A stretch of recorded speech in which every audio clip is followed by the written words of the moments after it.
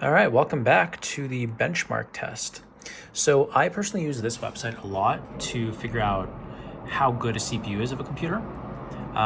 Issue is though, I haven't found any benchmarks for the M5 Max. So let's do it. I'm gonna switch over to my screen recording and we'll continue from there. Okay, so what I've done is I have downloaded the performance test CPU suite. That is the software that gets benchmarks for this website. So let's go ahead and run both the CPU mark and memory mark. So that way we could upload the data to passmark. And so besides CPU mark here, we will see the multi-core number once this operation here is going to be complete. Now, while this is running, let's go take a look at some top of the line laptops and see kind of what they're hitting. So some of these laptops here, or some of these CPUs are from laptops. This is not from a laptop. This is a Threadripper. Insane, top of the line, craziness. But everything else is from laptops. So yeah, this is like the top most powerful. Actually, I think this is a desktop. Yeah, it's a desktop CPU. This is the most powerful CPU, either the Threadripper out on the market right now.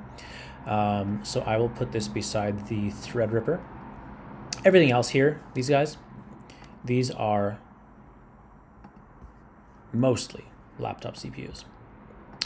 Okay, so what I've done, I went to Exotic PC here, and this is a really good place to buy some really beefy gaming laptops, Windows, of course.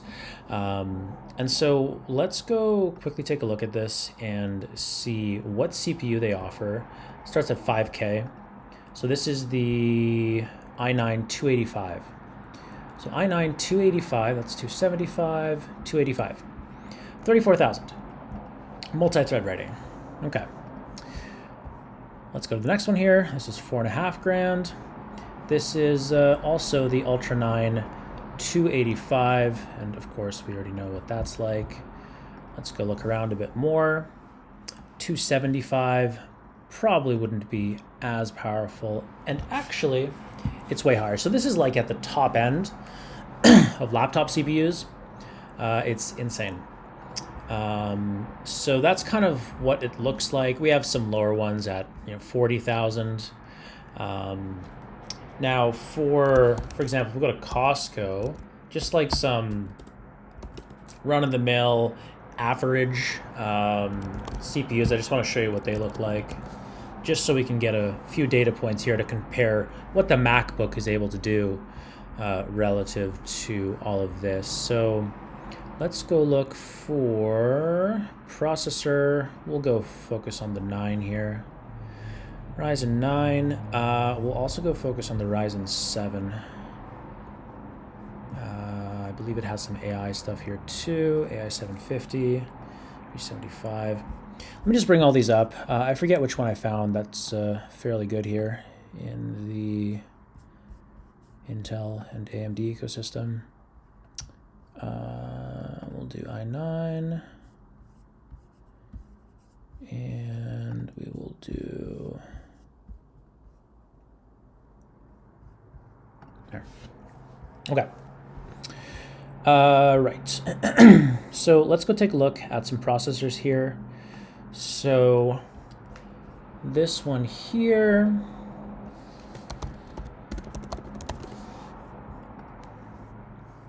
this one's at about 20K. This one here,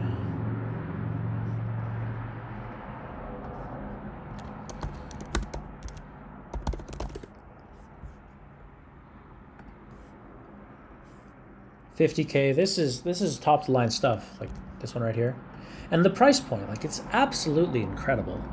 Honestly, Costco has some good prices. 365. Let's go take a look at that. I don't think we've already seen it.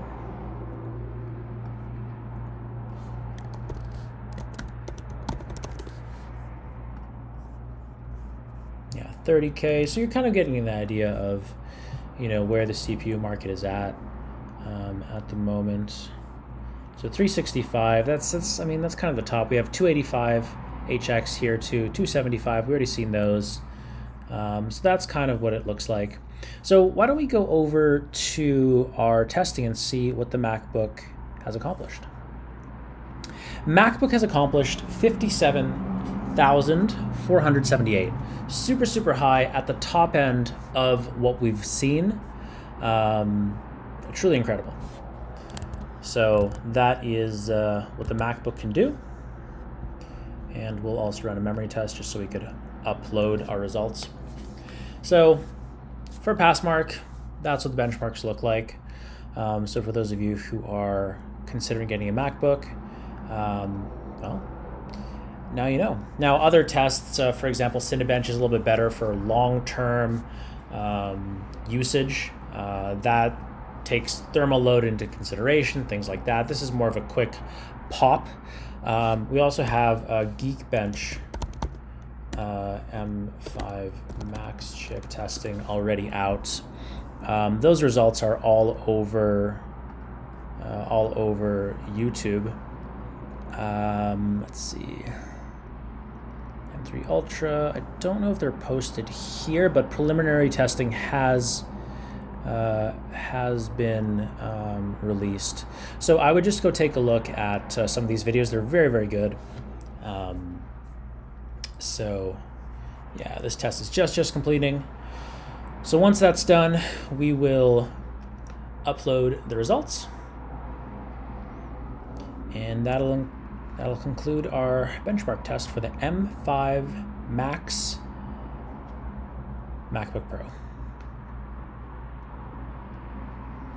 Now, while rating, usually the CPU tests or the benchmarks move around between 10 to 15%.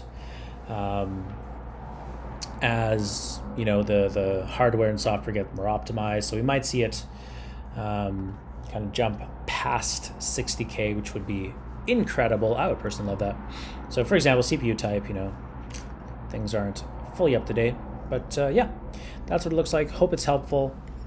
I've also uploaded a video of where I buy a MacBook Pro M5 Max with cash from an Apple store.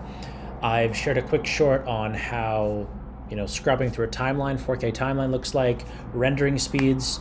So feel free to subscribe if that's useful for you. Find those videos and make an informed buying decision.